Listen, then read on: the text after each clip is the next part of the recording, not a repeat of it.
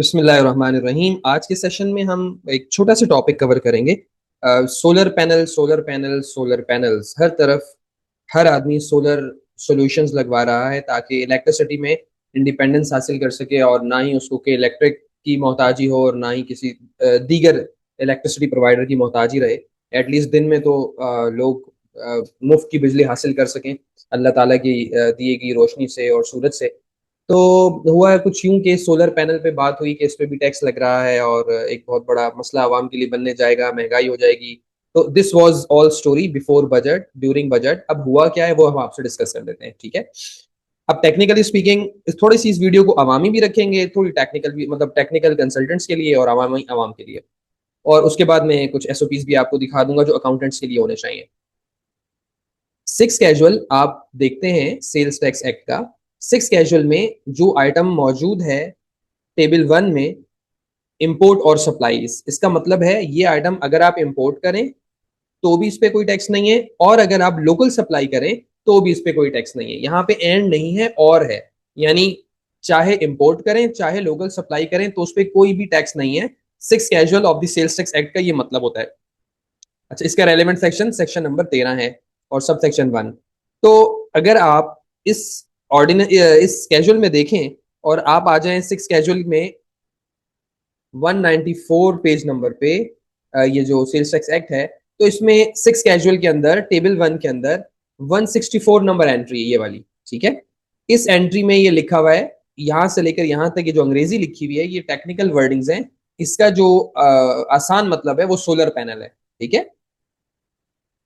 तो ये इसके एचएस कोड्स हैं। अब हुआ ये कि अगर इस पे एग्जाम्पशन खत्म करनी है और इस पे टैक्स लगाना है तो यहां से इसको ओमिट करना पड़ेगा। तो आइए मैं आपको ट्रेस करवा दूं।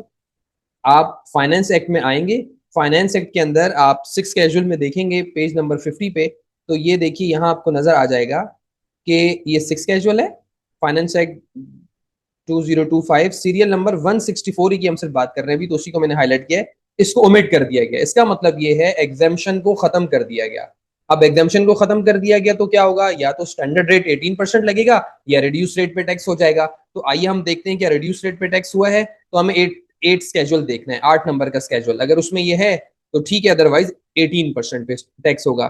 तो आप स्क्रॉल करके नीचे आएंगे और 18 स्केजुअल, 18 नहीं, 8 स्केजुअल, 8 नंबर स्केजुअल को आप देखें, ये है 8 स्केजुअल और ये फाइनेंस एक्ट का है। तो आप स्क्रॉल करके देखें तो ये एंट्री नंबर 90 इंसर्ट कर दी गई है यहाँ पे।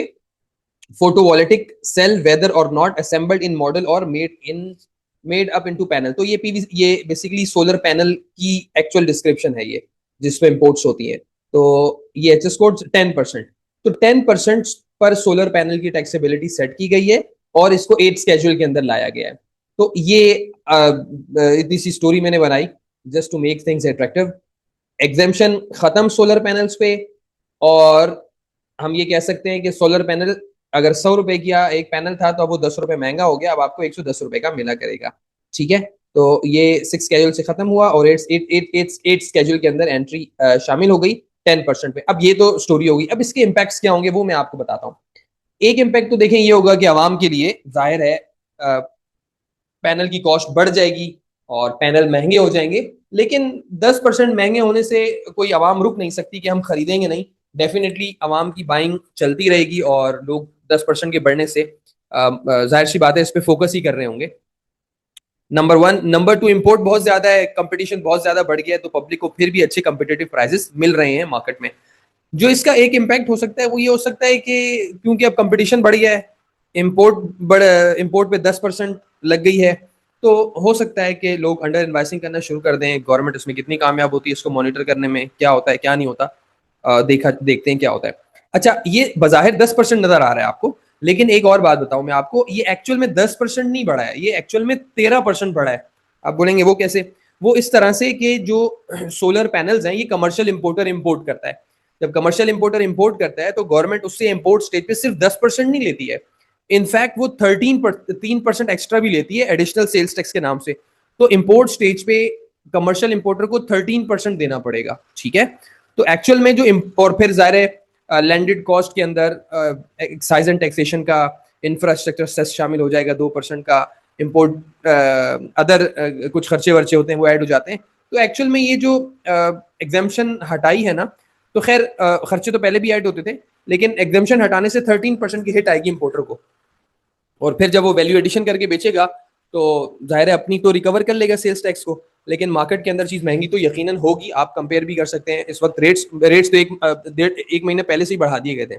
बहरहाल यहाँ तक ये बात होगी इम्पोर्ट स्टेज पे। अब सब्सिक्वेंट सप्लाई पे क्या इम्पैक्ट्स होंगे उसका मैं आपको बताता हूँ, सब्सिक्वेंट सप्लाई पे क्या होगा उसके लिए। बल्कि मैंने एक एसओपी तैयार किया था, मैं आपको वो शेयर करता हूँ, तो उसमें स्टेप बाय स्टेप हम चीजों को देख लेते हैं।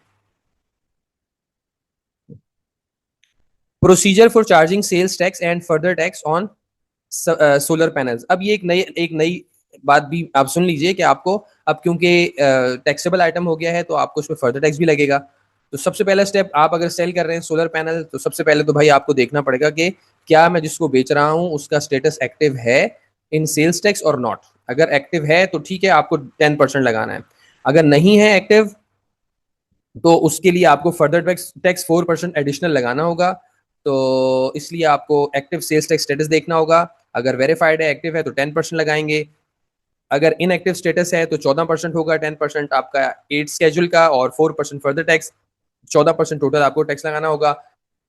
अगेन, अगर रजिस्टर्ड पर्सन है सेल्स टैक्स में, एक्टिव है तो 10%, इनएक्टिव है तो 14%। और अगर अनरजिस्टर्ड पर्सन है, ऐसा अनरजिस्टर्ड पर्सन जिसको रजिस्टर्ड होना चाहिए, वो टैक्सेबल सप्लाई में डील कर रहा है, सप्लाई चेन मेंबर है आपका, डीलर, डिस्ट्रीब्यूटर, होलसेलर है, तो उसको फिर उसको भी 10% जमा 4%, इनफैक्ट 14% की हिट आ जाएगी उन लोगों को जो लोग अनरजिस्टर्ड है। अच्छा, अगर कोई एंड कंज्यूमर को आप बेच रहे हैं तो उससे डिक्लेरेशन ले ले, तो उस सूरत में आपको कुछ भी फर्दर टैक्स नहीं चार्ज करना पड़ेगा, बस 10% टैक्स चार्ज करना पड़ेगा। इस सारी बात को मैंने यहाँ एक टेबल में बता दिया है। मैं आपके लिए इस टेबल को पढ़ देता हूँ कि देखें, आप सेलर हैं, अगर आपका जो कस्टमर है वो एक्टिव है सेल्स टैक्स में और सप्लाई चेन मेंबर होल्ड करता है, सप्लाई चेन स्टेटस होल्ड करता है, डीलर है, डिस्ट्रीब्यूटर है, होलसेलर है, तो आपने 10% लगाना है। अगर डीलर, डिस्ट्रीब्यूटर, होलसेलर है, इनएक्टिव है, तो आपने 14% लगाना है। अगर अनरजिस्टर्ड है तो भी 14% लगाना है।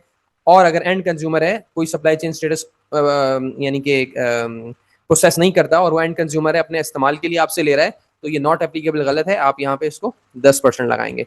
ठीक है, तो बस आज की वीडियो में इतना ही था। अपनी दुआ में याद रखिएगा इनकम टैक्स स्टूडियो की टीम को। अल्लाह हाफिज।